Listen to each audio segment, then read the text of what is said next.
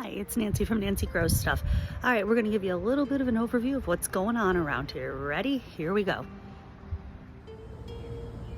Okay, here we go. We did some transplanting. I've got some fennel going there, some fenugreek, which I think is pretty fantastic. I've said this over and over. These are a whole bunch of little sages and basils. These particular basils and sages will be going in between all the plants to head off all the pests. It works fantastic, and I consider these a little bit of throwaway ones, but I still use them because they get nice and big and everything when they're in between the tomato plants and everything. Got some marigolds started down there. This is our lettuce. Looks pretty good so far. These are the 4 beds. The first bed right here is going to be a bed of herbs. I've never planted herbs in the ground, so that'll be kind of cool. The next one's going to be our pollinator patch, and then the next 2 will be peppers and possibly some tomatoes. We were originally going to relocate all of these raspberries over to the side that had to be dug up last year, but they looked so good we decided not to do that. Here we did decide that from that corner all the way over to here we will have heirloom tomatoes. Okay, and of course here is the acorn squash area, and brand new this year is our brand spanking new compost system. I'm very excited about this. So is Mr. Nancy Grows Stuff. We've got our radishes and carrots coming up pretty well over there. That grapevine is looking pretty decent, I might say. And then further over there are some potatoes.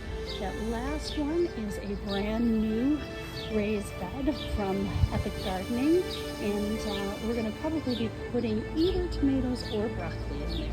Back to the patio. It is a little bit of a wreck. I've got my little stove thingy that I gotta figure out where to put, and a bunch of transplanting going on. I had to buy some lavender because my lavender's not necessarily coming up, and I like to buy some marigolds to get that started to get rid of some of the pests so that they know you don't belong there. Up here we got some stuff growing. We got some sage finally growing. There's marjoram, winter savory, chervil. If anybody can tell me what to do with chervil, I'd appreciate it. Lemon balm did not come up. The chives did not come up. Got a bunch of cilantro coming up over here. Right here, these were potatoes from seeds. I'm just going to stick them in some containers, a couple buckets, and see what happens with them. There's the St. John's wort, which will get replanted into the herb square. Got a couple eggplants here. I'm kind of interested in these over here are cayenne peppers, Brandy. This is my chamomile that absolutely has to go into the ground within the next day or so. Switch over here, and the strawberries, which we were going to dig up the strawberries and put heirlooms here, but look how awesome they look. Oh my gosh. And we killed the tamarind plant. Gooseberries looking pretty darn good. Lad says there are a bunch on there, and seriously, take a look at this garlic. Oh my gosh, I'm thinking we're going to get a great garlic harvest this time. Brand new greenhouse that we got, and we've got our earthworm casings in there, as well as our trifecta from M.I. Gardner. This square, which doesn't necessarily do well, has beets planted in it. There are beets coming up, you just can't really see them all that well. The purple, and some more radishes. Okay, this is the problem area.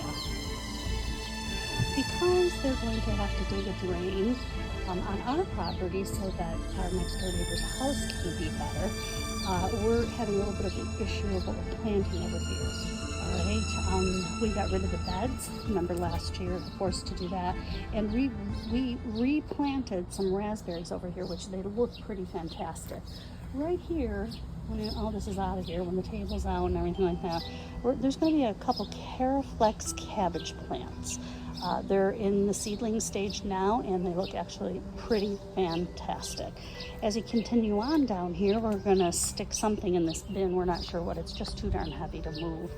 There will be cucumber plants, and then we have a whole section from here on the side of the gas pipe all the way to the end. There's another compost, but right before it, for our extra stuff. All right, parsnips are planted here. We're also going to put beans at the very end. Parsnips we just have to be patient about. He will be getting this bed, the tomato alley, all turned over and fertilized within the next couple days so we can transplant the ones that we already do, which will probably be Romas and hybrids and 1 or 2, maybe 3 cherry tomato plants.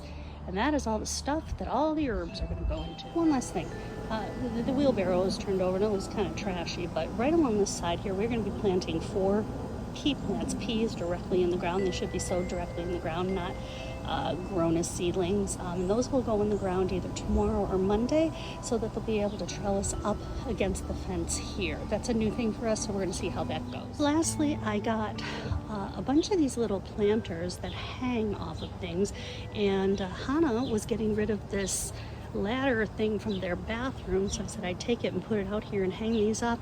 I am planning to put spinach and lettuces in a lot of those different kind of lettuce. I'm going to try some Swiss chard in one, some kale in one, just very tiny baskets of them to go along with our mesclun that we have over here.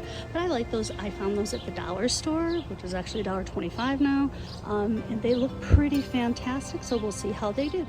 Last thing is this new experiment that I got going on here. We managed to get a whole bunch of spruce tips. You can see the spruce tips in there. If you put spruce tips, any kind of fruit that has a lot of water in it, you can use oranges, you can use lemons, you can use grapes or strawberries. You layer it with brown sugar, put it in your jar, shake it as much as you can, leave it in sunlight, and it'll start to form a syrup, which you can see the first one is forming the syrup right now. We will have spruce tip syrup out of this, but you can do it with any kind of fruit.